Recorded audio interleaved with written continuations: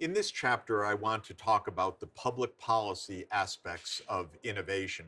In our systems transformation, moving to a low and then net zero greenhouse gas emission energy system and land use system, we know that we're going to need advanced technologies. We know that we're going to need to integrate new information technologies into our grids to make smart grids. We know we need more energy efficient appliances. We know we can achieve advances in material sciences to have much lighter materials and much less polluting materials. We know there can be significant improvements in photovoltaics, in synthetic fuels, in deployment and storage of renewable energies, in use of carbon dioxide, in storage of carbon dioxide in geologic deposits, in fourth generation nuclear energy, in higher quality, longer lasting, faster charging, lower cost,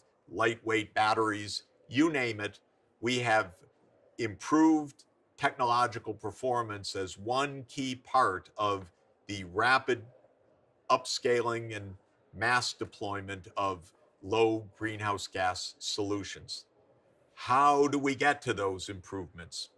Partly through market processes. Companies have an incentive to innovate. They have an incentive to reduce their costs, to make more profits. They have an incentive to innovate in order to stay alive because their competitors are innovating.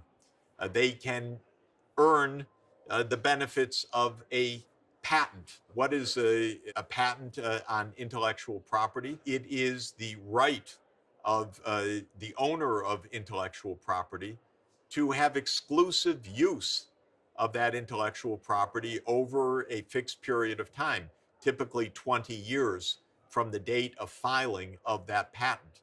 That allows the producer to charge a monopoly price on that patent that is above the production cost. The theory being that that extra profit allows the company to earn returns on the preceding R&D, and more importantly, it gives incentives for future inventors to get out there and create amazing new products and processes so that they too can earn the returns on patents.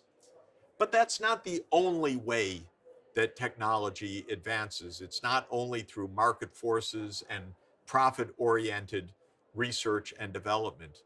Technology can be directed.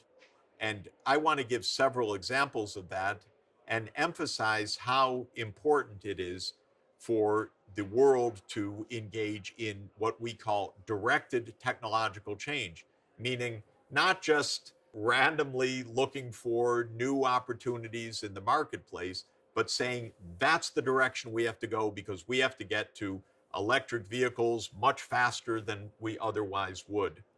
So, what are some examples of directed research and development? Well, there are many, many famous examples, and some, in fact, many are research directed towards military purposes because one of the core functions of government is a nation's security. Let me give maybe America's most famous example. When World War II broke out in Europe in 1939, the world's leading physicists realized that there was potential to develop a new kind of weapon, an atomic bomb, because of the nuclear fission that had just been discovered and the nuclear chain reaction that had just been discovered in the 1930s. And so these leading physicists prevailed on Albert Einstein, the greatest physicist of his time and the most famous, to send a letter to Franklin Delano Roosevelt, President of the United States, saying there's this possibility of a new weapon system. And the American physicists or emigre physicists recommended to Franklin Roosevelt that the U.S. embark on an effort to make sure that the United States would get this new weapon ahead of Hitler's Nazi Germany.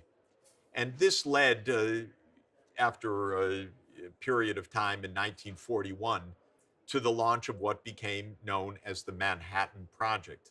The Manhattan Project was a highly secretive effort of the United States to put the greatest brains in the world together in Los Alamos, the national site for developing a new weapon. These geniuses of physics and mathematics worked feverishly and around the clock. And lo and behold, you put the greatest minds in the world together. You direct them towards the cutting edge physics. You do this under the impetus of defeating Nazi Germany. And by 1945, in a very short period of time, a whole new age was given birth, the nuclear age. Of course, the atomic bomb was developed, and also nuclear energy for civilian uses and for power generation was conceived from the Manhattan Project. Well, that's a very famous, specific example, but that's directed technological change, saying we have a goal, let's get there. And the public put in the money for that. Soon thereafter, just a few years after, when the United States was suffering from another kind of dire threat, the polio epidemic, US leading scientists, Jonas Salk and Albert Sabin, developed breakthrough, brilliant vaccines against polio, ending the polio epidemic in the United States and making it possible to bring the entire world to the very edge of eradication of polio where we are today. It's a disease that could be ended and conquered within the coming months or very few years. Well, again, this was directed technological change. With an epidemic raging from the 1930s onward, Franklin Roosevelt, again, a president who himself was afflicted with polio, set up a new foundation. It became called the March of Dimes. People sent in their dimes to help fund both research and treatment for this disease. And that money from that foundation helped to support the work of these two great scientists, Salk and Sabin. And by the mid 1950s, they had each come up with a polio vaccine, a wondrous scientific accomplishment. Interestingly, when Jonas Salk, the developer of the first vaccine, was asked in a famous interview, who owns the patent on that vaccine? He said, patent? That's like patenting the sun. You would never do that. This patent is owned by the American people. So it was not for profit. He didn't become rich. He didn't do this for private profit. He did this for the public good, supported through philanthropic contributions. Well, a few years after that came another directed technological change, literally directed, pointing at the moon. President John F. Kennedy spoke to a combined session of Congress in the spring of 1961. He said, I recommended the American people that we take on the challenge of sending a man to the moon and bringing him safely back to Earth before the end of this decade, during the 1960s. Can you imagine deciding within a decade we're going to have a moonshot and have human beings walk on the moon and come back safely to Earth? It gives me shivers because that was my youth, watching the television and listening to, by radio, to the early launches of the first space shots of NASA, the National Aeronautics and Space Administration. And NASA got together the world's greatest scientists, thousands of private sector companies, by the way, on contract, and designed the Mercury, the Gemini, and the Apollo phases of the moonshot, and by 1969 fulfilled President Kennedy's vision, directed technological change. Or think of the internet.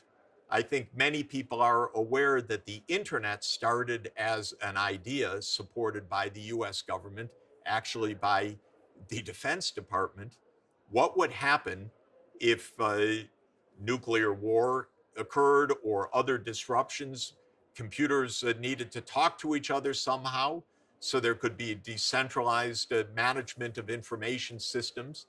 And the idea was born to create communications between computers with the so-called packet switching technologies, and that led to the development of the internet, funded by the US government, by the Defense Department at the beginning, then the National Science Foundation.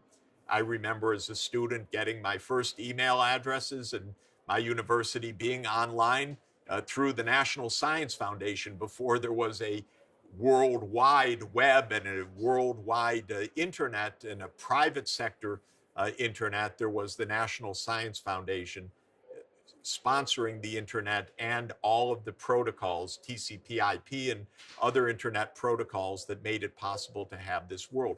Directed technological change. The idea came first. This wasn't random research. This wasn't profit-oriented research. This was directed towards a purpose. Of course, ultimately, the uses of the internet are everything. But the purpose originally of having computers talk to each other was directed technological change. I could go on, and I'll give one more example because I do want to go on.